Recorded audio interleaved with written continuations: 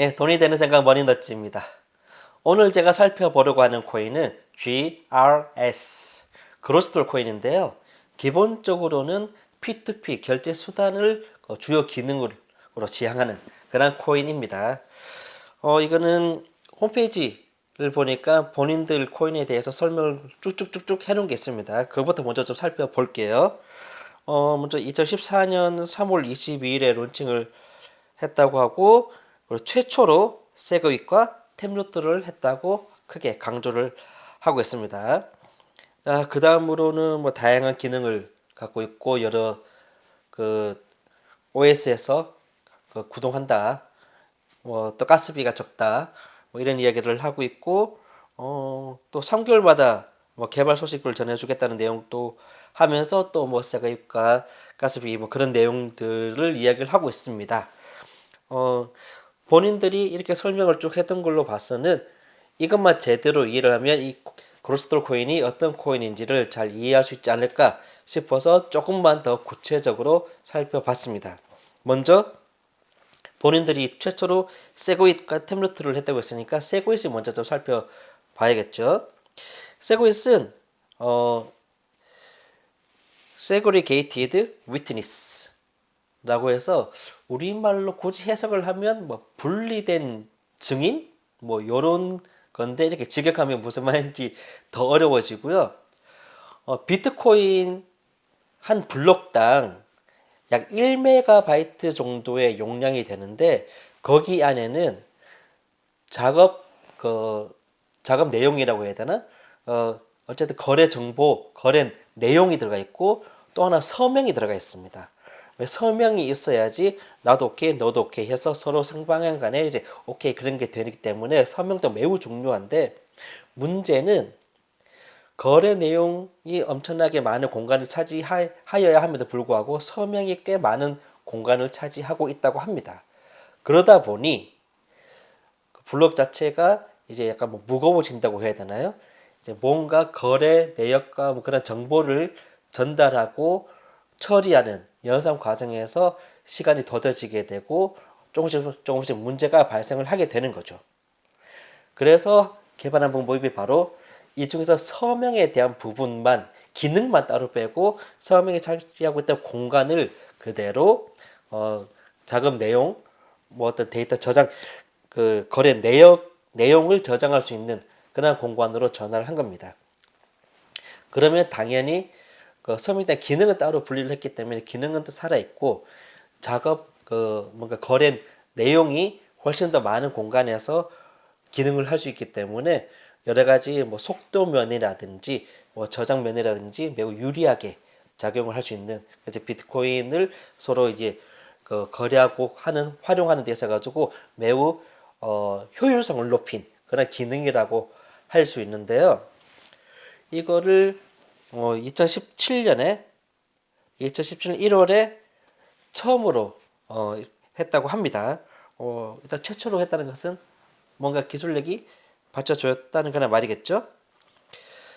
어찌됐든 이 세그웨스를 성공을 하고 진행하면서 그로 인해서 뭐 요즘 라이트닝 네트워크라고 이야기를 하죠. 이제 빠른 결제 수단과 저렴한 가스비 같은 거 이야기를 할 때 라이트닝 결제도 가능해지고, 참고로 10,000개의 그로스톨 코인을 거래하기 위한 수수료가 0.000045개 코인 정도밖에 들지 않는다고 하니까 수수료도 매우 저렴한 것 같고, 뭐 하여튼 그렇습니다. 그런 어쨌든 2017년에 비트코인의 세그윗, 서명만 따로 분리하는 세그윗을 최초로 했다.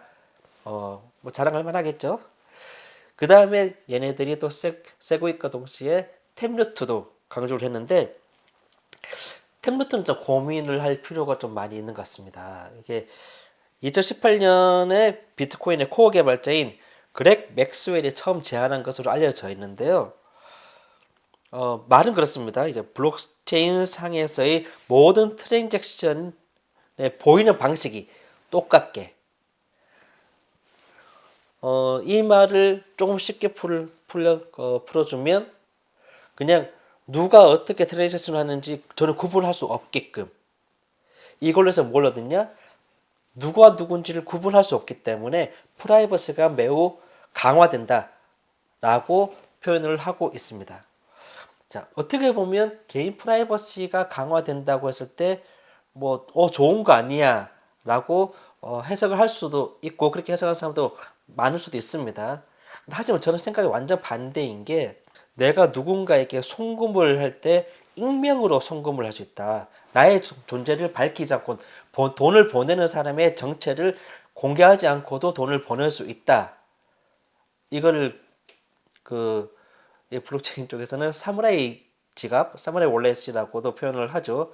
익명성이 보장된 지갑.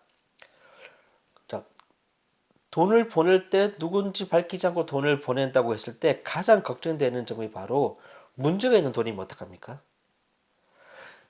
요즘 또 보이스피싱을 비롯한 각종 금융 범죄 때문에 개인이 은행에서 자기 이름으로 된 통장도 쉽게 만들기 어려워진 세상이잖아요.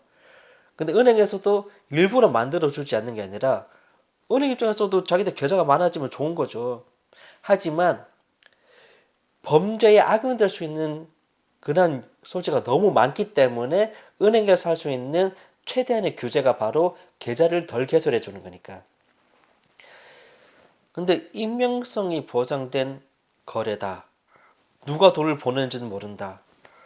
이러면 저는 아무리 생각해도 먼저 드는 생각이 문제가 있는 돈, 불법적인 돈도 그냥 돈을 보낼 수 있겠네. 이런 걱정이 먼저 됩니다. 근데 이런 걱정을 저만 하는 것 같지는 않고요. 이미 지난 2024년 4월에 미국 법무부에서 벌써 이미 사무라이 지갑 개발자들하고 뭐 이런 사람들에게 좀 제재를 가하기 시작을 했네요. 미국 법무부도 역시 범죄 수익, 범죄로 벌어들인 돈을 세탁하는데 이렇게 이런 것이 악용될 수 있다라고 판단을 했다고 합니다.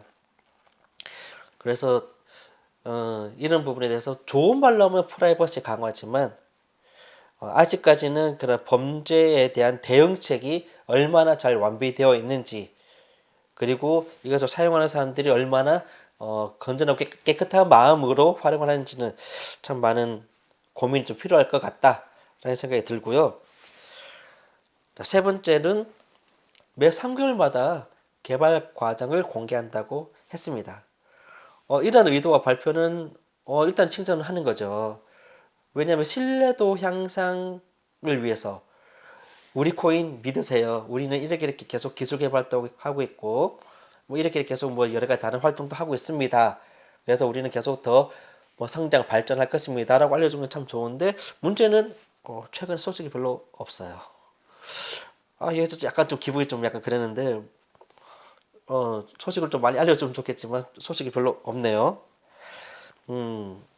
자, 그리고 이제 마지막으로 또 여기 얘네들이 본인들의 글 설명할 때 또 썼던 또 표현 중 하나가 에이식 저항성이라고 되어 있습니다. 이거는 빗썸에 처음 상장될 때겠죠. 이제 빗썸에서 이 설명을 해줄 때 거기 포함되어 있던 내용인데요. 에이식 저항성이라는 말을 좀 쉽게 해석을 하면 A식으로는 안 된다.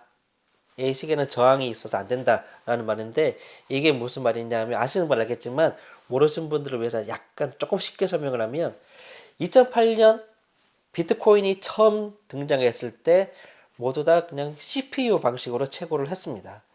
그런데 어느 순간 그런 연산 과정을 거치는데 GPU 그래픽 카드를 통해서 하니까 더 좋은데?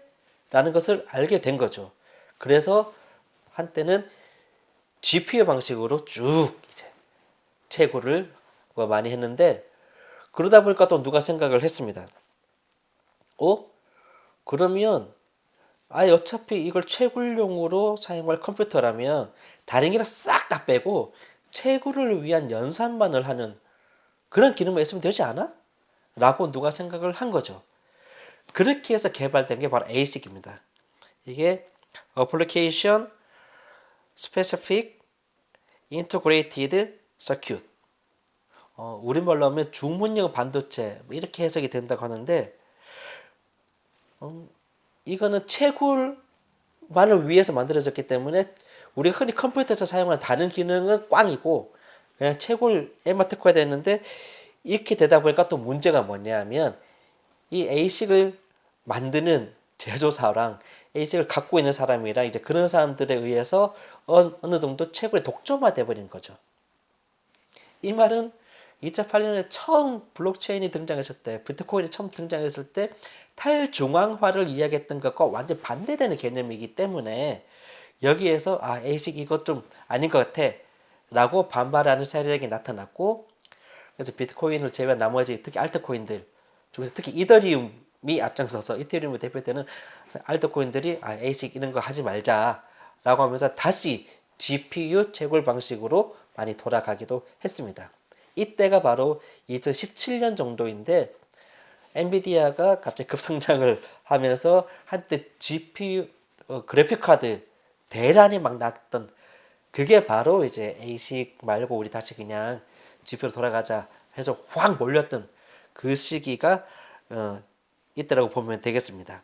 그로스터 코인 채굴은 ASIC이 아니라 GPU 방식의 채굴이다라고 생각을 하면 되겠습니다.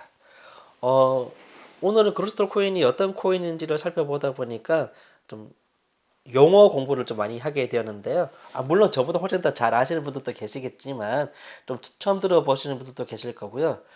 그래서 뭐 이건 좀 약간 상식적인 참고사항으로 좀 이해하셔도 될 것 같다라는 생각이 드는데 다시 그로스터 코인 자체로 돌아오면 처음 세금이라는 그런 기능도 최초로 개발하고 했는데 일단은 템루트라는 프라이버시 강화라고 하지만 사실 범죄에 노출되기가 너무 쉬운 그런 거에 대한 대응책이 무엇인지 아직 명확하지 않고요. 그리고 상글마다 자기네들 그 어떻게 개발들 공개한다 그래놓고 이제 너무 정보가 없는 것도 여러모로 좀 물음표를 좀 던지게 만드는 그런 코인이다라는 생각이 좀 듭니다. 또 그러다 보니까 이거는 뭐 꼭 그렇지만은 않은데 대부분은 그 백서나 그 홈페이지 같은데 보면 자기는 개발자들 당장에 얼굴 딱 까거든요. 근데 여기 솔직히 개발자들 얼굴 안 깔 수도 있죠. 뭐 얼굴 공개 안 되고 싶을 수도 있죠. 그런데 이상하게 앞에 이제 그 템루트 방식, 템루트부터 해가지고 개발 공개 안 하고 이런 게 있다 보니까 이것도 좀 안 좋아 보이는 그런 것도 좀 있습니다. 어디 거래소에서 거래되고 있는지도 홈페이지에 너무 자세히 나와 있고요.